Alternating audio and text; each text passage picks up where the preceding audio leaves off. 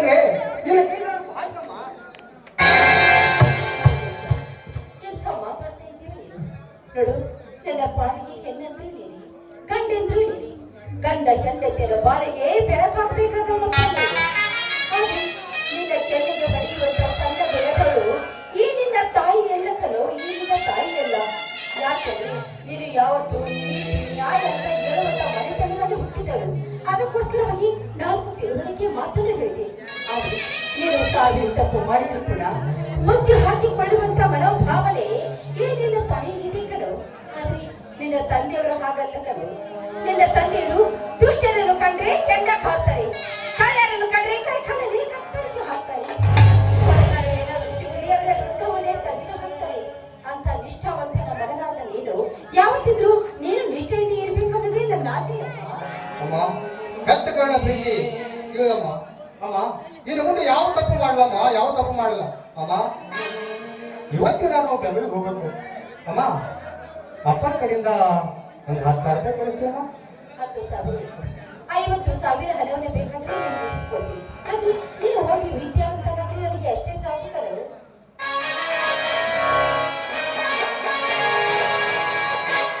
ಏನು ಮಾದೇವಿ, ತಾಯಿ ಮಗ ನಿಂತು ಏನೋ ವಿಚಾರ ಮಾಡ್ತಿರುವೆಲ್ಲ, ಏನದು? ಏನೂ ಇಲ್ಲ ರೀ, ಮಗ ಮಾದೇಶ ಬೆಂಗಳೂರಿಗೆ ಹೋಗ್ಬೇಕಂತೆ. ಅವನಿಗೆ 10,000 ಹಣ ಬೇಕು ಅಂತ ಕೇಳ್ತಾ ಇದ್ದ. ನಿಮ್ಮ ತಂದೆಯವರು ಬರಲಿ ಅಂತ ಹೇಳ್ತಾ ಇದೆ ಅಷ್ಟೇ. ಏ ಹುಚ್ಚಿ, 10,000 50,000 ಕೊಟ್ಟು ಕಳಿಸು, ನನ್ನ ಅಭ್ಯಂತರ ಏನೂ ಇಲ್ಲ. ಆದರೆ ನಿನ್ನ ಹತ್ತಿರ ಮಾಂತೇಶನ ಹತ್ತಿರ ಒಂದು ಮಾತು ಕೇಳುವುದಿದೆ ಮಾದೇವಿ, ಒಂದು ಮಾತು ಕೇಳುವುದಿದೆ. ಹೇಳು ಅಪ್ಪಾಜಿ, ಅದೇ ಮಾತು. ನಿಮ್ಮ ಮಾತು ಅಚ್ಚುಕಟ್ಟಾಗಿ ಮಾಡ್ತೀನಿ. ನೋಡು ಮಾಂತೇಶ, ಈ ಮನೆಗೆ ಮುಂದೊಂದು ದಿನ ನೀನು ಯಜಮಾನನಾಗಬೇಕಾದವನು. ನಿನ್ನ ಬುದ್ಧಿ ಬೆಳೆಯುತ್ತಾ ಹೋಗುತ್ತದೆ, ನಮ್ಮ ವಯಸ್ಸು ಇಳಿಯುತ್ತಾ ಹೋಗುತ್ತದೆ. ಆದರೆ ಈ ಬೆಳೆಯುವ ನಿನ್ನ ಬುದ್ಧಿಯಲ್ಲಿ ಸಂಸ್ಕೃತಿ, ಸಂಪ್ರದಾಯ, ನಿತ್ಯ ಎಲ್ಲರೂ ಒಳ್ಳೆಯದಾಗಿರಬೇಕು ಮಾತೇಶ, ಒಳ್ಳೆಯದಾಗಿರಬೇಕು. ಪರಿಶುದ್ಧವಾದ ನಿನ್ನ ಮನಸ್ಸಿನಲ್ಲಿ ನೋಡುವವರ ಕಣ್ಣಿಗೆ ಚಂದನದ ಗೊಂಬೆಯಂತೆ ಹೊಳೆಯುತ್ತಿರಬೇಕು ಮಾತೇಶ, ಚಂದನದ ಗೊಂಬೆಯಂತೆ ಹೊಳೆಯುತ್ತಿರಬೇಕು. ಹೆತ್ತವರ ಕೈಗೆ ಯಾವ ಕಳಂಕ ಬರಲಿ ಅನ್ಕೊಂಡೆ ಅಪ್ಪಾಜಿ. ಈ ಮನೆಯ ನ್ಯಾಯ ನೀತಿ ಧರ್ಮದ ಪರವಾಗಿರ್ತೀನಿ ಅಪ್ಪಾಜಿ.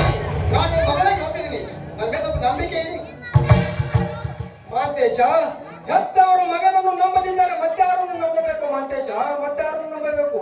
ನಮ್ಮ ಮಾತಿನಿಂದ ನಿನ್ನ ಮನಸ್ಸಿಗೆ ನೋವಾಗಿರಬೇಕು ಮಾಂತೇಶ, ನೋವಾಗಿರಬೇಕು. ಆದರೆ ನಾನು ಏಕೆ ಈ ಮಾತನ್ನು ಹೇಳುತ್ತೇನೆಂದರೆ, ಹೆತ್ತವರ ಆಶೆಯಂತೆ ನೀನು ಉತ್ತಮರ ಮನುಷ್ಯನಾಗಬೇಕು ಮಾಂತೇಶ, ಉತ್ತಮ ಮನುಷ್ಯನಾಗಬೇಕು.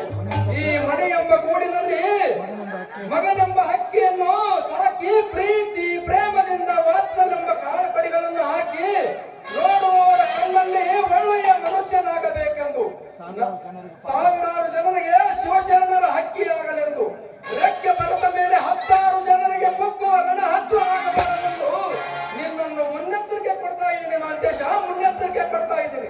ಅಪ್ಪ, ನೀವು ಮಾತ್ರ ನನಗೆ ಅರ್ಥವಾಯಿತು. ನೀವು ತಿಳಿದುಕೊಂಡಂತೆ ಅತಿ ಮತ್ತಿರುವ ರಣ ಹಾಕು ನನ್ನಲ್ಲಪ್ಪ. ಈ ಶಿವಶರಣರ ಮನೆಯಲ್ಲಿ ಮಂತ್ರ ಪಡಿಸುವ ಅರಗಿರಿ ನಾನು ಅಪ್ಪ. ನೀವೇ ಕಾತು ನೋಡುವಂತೆ ಈ ಹಕ್ಕಿ ಹೊಕ್ಕುವುದೋ ಇಲ್ಲ, ಹೆತ್ತವರ ಕಾಲಿಗೆ ಕೀರ್ತಿ ತರುವುದೋ ಎಂದು. ಬಾರಮ್ಮ ಅಪ್ಪಾಜಿ, ಬರ್ತೀನಿ. ಆರಾಮಿದೆಯಾ ತಾನೆ? ಅಷ್ಟೇ ಆರಾಮದಿ ನೋಡ್ರಿ, ನೀವ್ ಹೆಂಗಿದ್ರಿ? ಏನ್ರಿ ಹೋದ್ರೆ ನಿನ್ನೆ ಬಂದಿರಿ, ನಾಳೆಗೆ 2-3 ದಿವಸ ಮದುವೆ ಅದಾವ, ಜಾತ್ರೆ ಅದ, ಊರಾಗ ಎಲ್ಲ ಬೇಕು ಹಂಗೆ ಹೊಟ್ಟಿಲ್ಲ. ಇನ್ನೊಂದು 4 ದಿವಸ ನಿಂತು ಊರಾಗ ಚೈನಿ ಹೊಡೆದು ಬಾಜು ಚರ್ಚೆ ಅಲ್ಲಿ ಸ್ವಲ್ಪ ಚೈನಿ ಹೊಡೆದು ಹೋಗ್ಬೇಕು ಬೆಂಗಳೂರಿಗೆ. ಈಗ ಅದೇನು ಕೆಲಸವಿದೆ, ಮತ್ತೊಮ್ಮೆ ಸಂಶಿಕಾಗ ಖಂಡಿತ ಬರ್ತೀನಿ. ರುದ್ರ, ಒಳಗಡೆ ಸುಟ್ಕೇಸಿದೆ, ಸುಟ್ಕೇಸಿನಲ್ಲಿ 50,000 ರೂಪಾಯಿ ರೊಕ್ಕ ಇದ್ದಾವೆ, ತೆಗೆದುಕೊಂಡು ಬಾರುದ್ರ. ಸರಿ, ಎಷ್ಟು 50,000 ತಾನ್ರಿ? ಸರಿ, ಭಾಷೆ ಮಾಡ್ತೀನಿ. ಬೆಂಗಳೂರಿಗೆ ಹೋದ ತಕ್ಷಣ ಈ ನಿನ್ನ ತಾಯಿನ ಮರ್ತು ಬಿಡಿಬೇಡ. ಸರಿಯಾದ ಟೈಮ್ಗೆ ನಿದ್ದೆ ಮಾಡು, ಸರಿಯಾದ ಟೈಮ್ಗೆ ಊಟ ಮಾಡು. ರುದ್ರ, ಜಲ್ದಿ ಬಾ, 50,000 ರೂಪಾಯಿ ತೆಗೆದುಕೊಂಡು.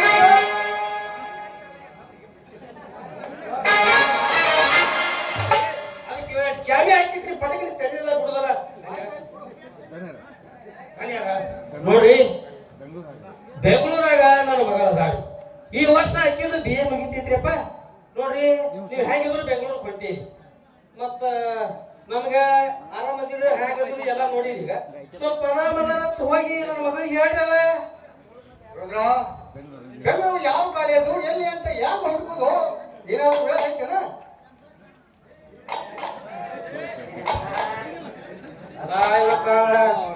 ಮನೆ ಬಿಟ್ಟು ನೋಡಿದ್ರೆ ಬ್ಯಾಟಿನ ಕಿಶಾದಾಗಿಲ್ಲ ಅಂಗಿ ಕಿಶಾದಾಗೂ ಇಲ್ಲ ಇನ್ನೊಂದ್ಸಲ ಬರ್ತಿರಲ್ಲ ಅವಾಗ ಕೊಡ್ತೇನ್ರಿ ಮತ್ತ ಹೇಗಿದ್ರೆ ನಾನು ಬಸ್ ಸ್ಟ್ಯಾಂಡ್ ಹೊಂಟೀನಿ ಮತ್ತ ಅಂತ